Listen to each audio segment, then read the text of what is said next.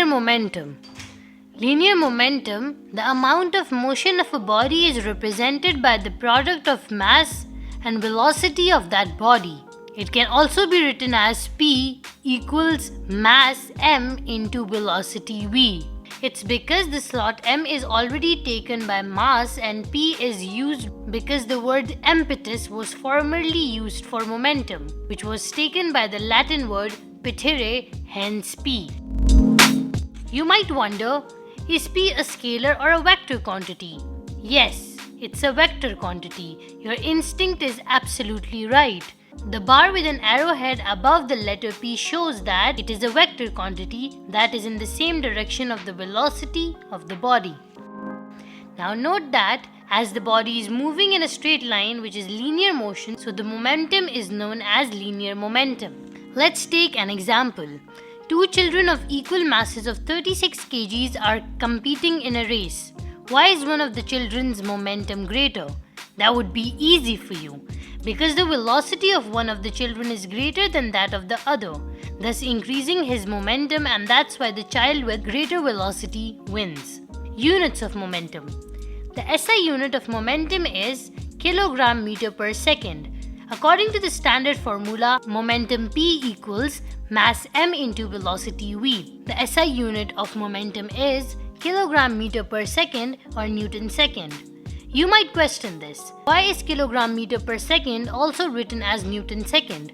As we know that 1 Newton equals 1 kilogram meter per second square. According to Newton's second law's formula, F equals to ma, multiplying the unit of time, seconds, on both sides. Hence, we have proved that 1 Newton second equals 1 kilogram meter per second. We can define 1 Newton second as the amount of motion of a body of mass 1 kg moving with a velocity of 1 meter per second, heading towards the relation between Newton's second law of motion and momentum. As Newton's second law formula is F equals m into a. Name this as equation number 1, where the acceleration is the rate of change of velocity of the body. That is, acceleration equals final velocity Vf minus initial velocity Vi by the change in time period delta t. Substituting acceleration A with Vf minus Vi by delta t in equation number 1. Equation 1 becomes m into Vf minus Vi by delta t, multiplying mass m by distributive property with both the terms inside the parenthesis. Equation number 2 becomes mvf minus mvi by delta t. Name this equation as 3.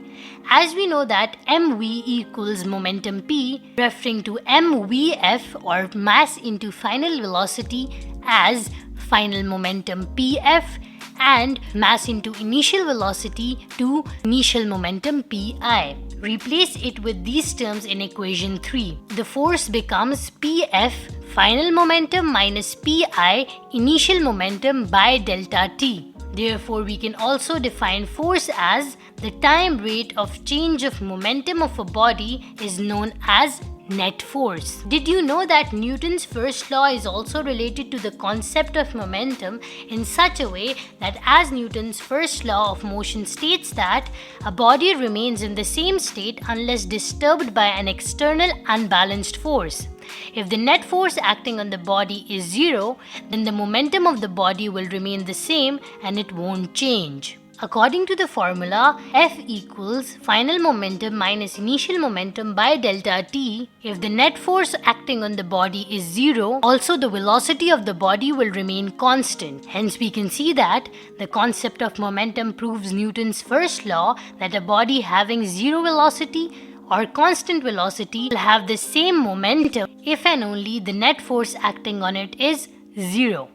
Quiz.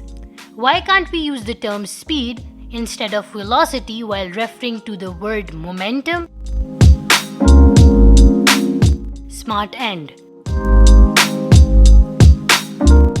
Today we have learned that momentum is the amount of motion of a body and it is equal to the product of mass and velocity of that body.